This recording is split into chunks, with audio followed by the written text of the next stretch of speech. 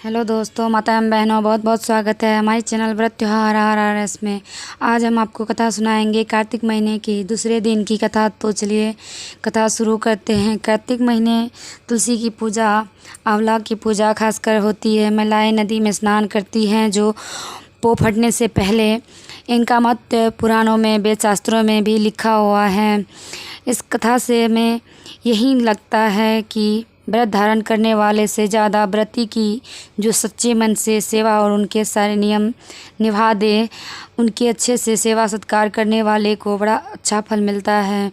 जो व्रत ना कर पाए तो अगर कोई व्रत कर रहे हो, उनका सेवा सच्चे मन से करे तो हर इच्छा अपने आप पूरी होने लगेगी।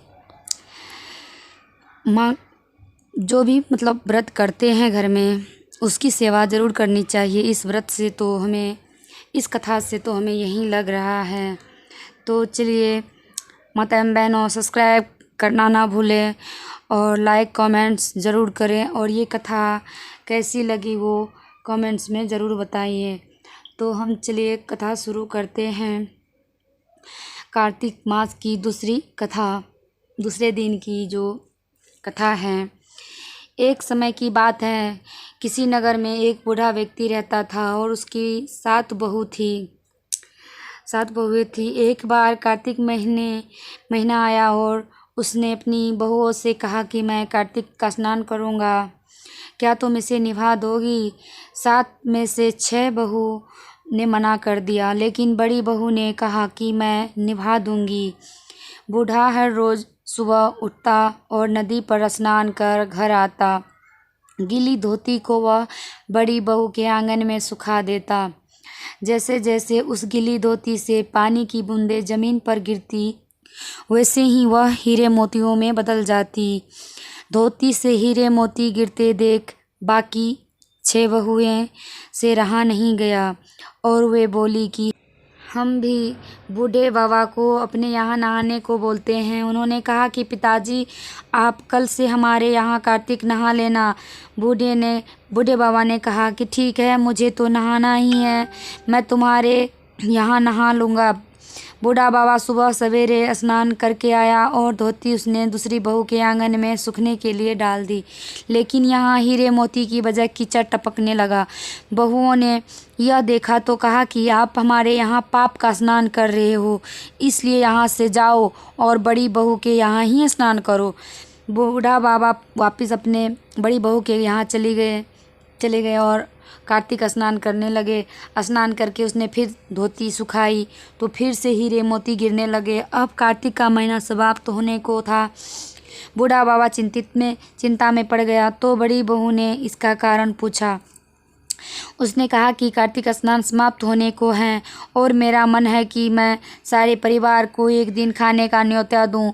बड़ी बहू ने कहा, पिताजी, इसमें चिंता की क्या बात है, आप सभी को बुला ले, मैं खाना बना दूंगी।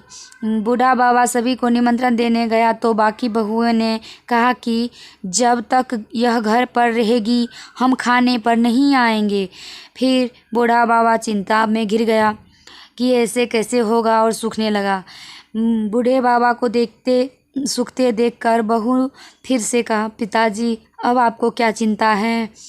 बूढ़े बाबा ने बाकी 6 बहुओं वाली बात बड़ी बहू को बता दी, जिससे सुन वह बोली कि पिताजी ठीक है, मैं खाना बनाकर रख जाऊंगी। और उसने ऐसा ही किया, खाना बनाकर रख दिया और अपने लिए 4 रोटी लेकर खेत पर चली गई। इधर 6 बहुओं ने खाना खा लिया, लेकिन जाने से पहले बाकी बचे खाने में कंकड़ पत्थर डाल गई कि जिससे बड़ी बहू आएगी तो फिर परेशान होगी।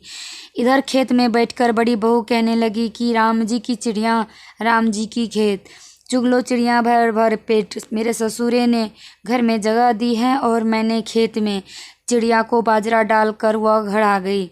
घर आई तो बूढ़ा बाबा फिर उदास बैठा था। उसने पूछा कि यह क्या उदासी, क्यों उदास हो बाबा? पिताजी, सब ठीक ठाक से निपट गया ना? वह बोला कि हाँ, सब ठीक ठाक निपट गया, लेकिन वह तेरी देवरानियाँ बाकी बचे खाने में कंकड़ पत्थर व मिट्टी डाल गई। बहू ने कहा, कोई बात नहीं पिताजी, मैं तो अपने लिए 4 रोटी फिर बना लूँगी। बहू बूढ़े बाबा से बात कर रहे थे। बात करके घर के भीतर जाकर खाने को देखती है, लेकिन वह देखती है कि जिस खाने में वह सब कंकड़ पत्थर डालती है ना, वो हीरे मोती में बदल गए हैं। घर की जगह महल खड़ा हो गया है और धन दौलत से भर गया है। अन्न के भंडार घर में भरे पड़े हैं। वह बूढ़े बाबा को बुलाकर कहती है, पिताजी, आपने तो कहा था कि मेरे लिए कुछ नहीं बचा है, लेकिन यहाँ तो हीरे मोतियों के भंडार हो गए हैं। पूरे घर में धन की वर्षा हो रही है। साधारण सा घर महल में बदल गया है। तब बूढ़े बाबा सब चीज़ें देखकर बोला कि बेटी, तुमने सच्चे मन से कार्तिक स्नान सच्चे मन से निभा दिया, लेकिन बाकी बहुओं ने पापी मन से इसे निभाया। इसीलिए कार्तिक देवता तुमसे प्रसन्न हुए और यह फल दिया। हे कार्तिक देवता, जैसे आपने बड़ी बहू की सुनी, वैसे ही सभी को का सुनना। और अंत में ये कथा कैसी लगी कमेंट्स में ज़रूर बताइएगा।